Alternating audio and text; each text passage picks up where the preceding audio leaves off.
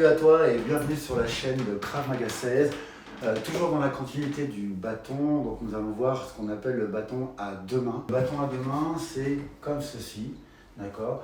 Donc ça veut dire qu'on est de haut en bas ou ça peut être à une main aussi de haut en bas. Vous comprenez bien que lorsqu'un angle est fermé, je ne peux plus passer au milieu comme nous l'avons vu dans le cours de mardi. Donc ici, l'idée, comme je ne peux pas passer au milieu, c'est de venir passer sur les côtés. Donc deux techniques s'imposent.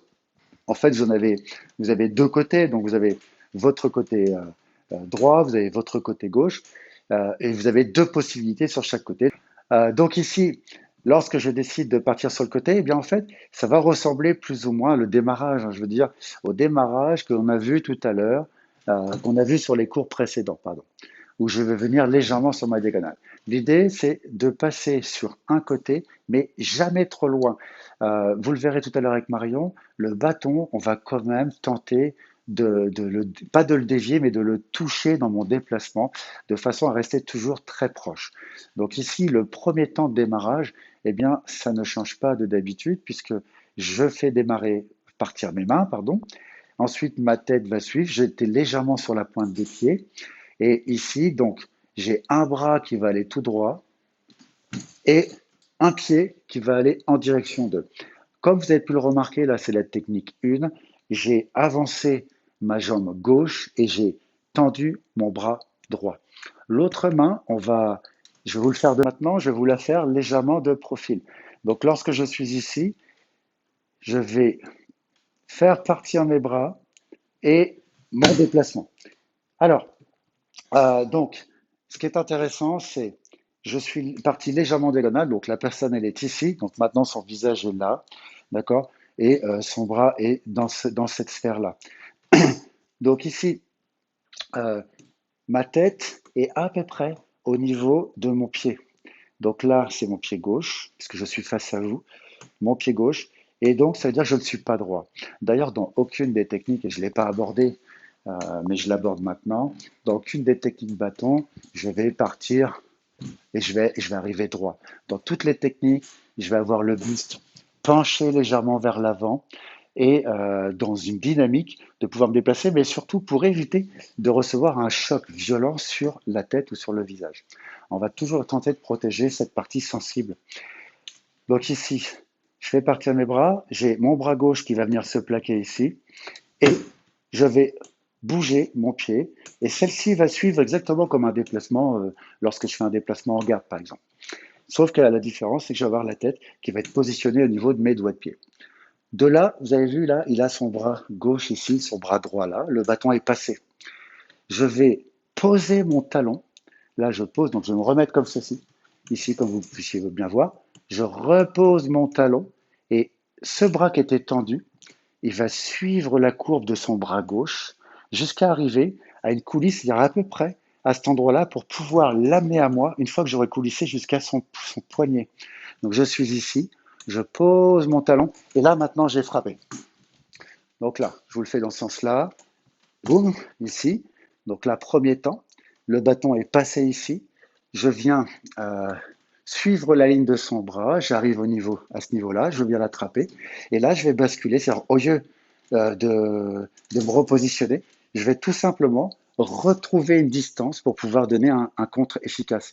Sinon, je serais un contre comme ceci, vous le verrez tout à l'heure avec Marion. Donc là, je repositionne et je le tire à moi. Boum. Donc là, j'ai donné un bon piston. Ensuite, j'ai pris possession de son bras gauche parce que lorsqu'on est au niveau de la base du pouce, eh bien, c'est très compliqué de se sortir de là, surtout si la main est plaquée contre moi. En tout cas, ça me donne un petit temps de réaction pour pouvoir faire ma suite. Donc, je suis ici. Cette main-là, elle va venir couper la route de son bras au niveau du creux de bras. Et ici, je vais repositionner mon corps pour pouvoir donner un piston. D'accord? De là, je vais, donc ici, c'est un peu comme le couteau, mais moins prononcé. Je vais venir, avec le bras qu'a frappé, peut-être une, deux fois, trois fois, je vais venir chercher le bâton, d'accord, à l'extérieur. Donc lui, il est encore comme ça, peut-être, ici. Je vais chercher le milieu. Et là, maintenant, c'est la jambe qui était devant que je vais extraire. C'est le mouvement le plus simple que j'ai trouvé. Donc ici, et je ramène vers moi. Je recommence, mais cette fois face à vous, pour que vous puissiez avoir des angles différents de cette défense contre. Donc ici, je vais aller par là. Hop. Ensuite, je repose mon talon. Là, j'ai déjà cette main ici qui est déjà prête. Ok, elle n'est pas en train de traîner derrière, elle n'est pas utile ici. En revanche, elle est très utile là. Je recule, je pose mon talon. Et là, maintenant, je vais me positionner sur la pointe du pied de la jambe avant pour pouvoir passer ma hanche et donner un vrai coup efficace. Ensuite, je vais couper la route au niveau de son bras. Et là, je frappe. Peut-être une fois, deux fois, peu importe. Avec la main qui a frappé, je viens chercher donc le bâton. Je viens chercher le milieu ici, donc entre ses mains. Si j'ai pas le bâton, c'est pas grave. De toute façon, je vais faire un levier comme ceci. Et je pars dans l'autre sens. C'est pédagogique, donc la personne a déjà fait sa part de chemin et moi j'arrive à faire la mienne. Donc ici, toujours pareil, départ des bras. Cette main qui vient directement sur la poitrine, celle-ci qui vient ici. Donc là, je vous propose un angle, je vais faire l'autre, avec la tête qui est plus ou moins au niveau des doigts de pied. D'ailleurs, je vais, comme je vous l'ai expliqué tout à l'heure, poser mon talon pour retrouver une distance de frappe. Là j'ai trouvé une distance de frappe. Ensuite, j'ai fait une coulisse pour emmener la personne à moi. Évidemment, là, je le fais doucement, c'est ma partenaire d'entraînement. Ensuite, avec la main qui a frappé, je viens caler mon bras dans son creux, donc caler mon avant-bras dans son creux, et je vais faire un petit pas en avant pour donner un coup du piston. Derrière, le bras qui a frappé plusieurs fois, 2-3 fois si vous voulez, va venir directement sur le bâton. Le bras qui tenait son avant-bras va venir au milieu et je vais extraire ma jambe qui est vers l'avant en amenant vers moi et en utilisant ma hanche. Les deux bras, ici il va en direction d'eux. Et comme je vous le disais tout à l'heure, oui j'ai oublié cet élément-là, c'est de venir au contact de son bras extérieur. Hein, si vous êtes ici, derrière, la personne, voilà, c'est assez facile de revenir en effet sabre. Donc, alors qu'ici, là, pour revenir, je suis en contact avec son bras. Derrière, moi, je peux passer au plan B si je ne peux pas donner le coup de la technique. Ici, on va voir la technique l'ensemble entier, 1.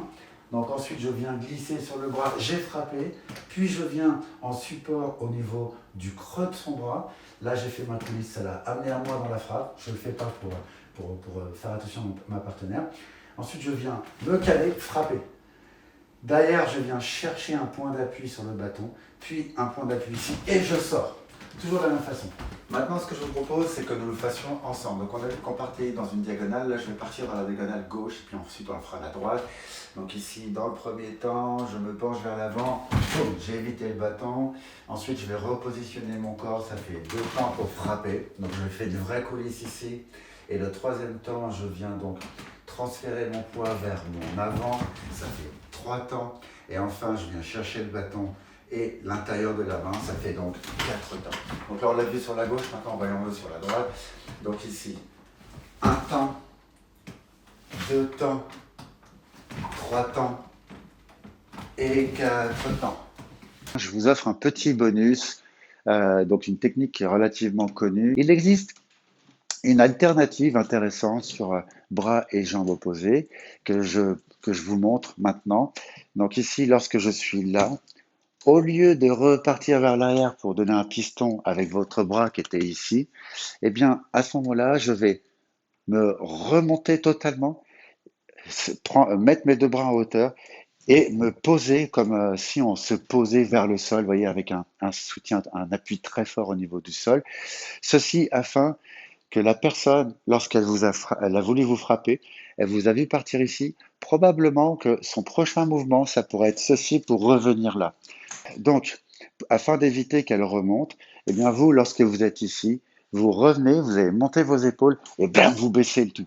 La conséquence, c'est que la personne qui subit cette défense, ça va lui tasser les cervicales. Donc c'est assez désagréable pour la personne, ça fait un petit choc et donc ça vous donne un petit temps pour vous permettre de faire autre chose.